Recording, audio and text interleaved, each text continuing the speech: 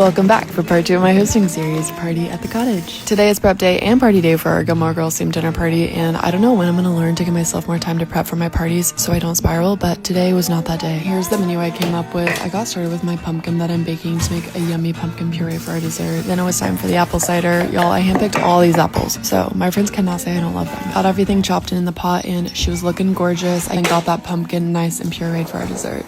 And now we have homemade pumpkin puree.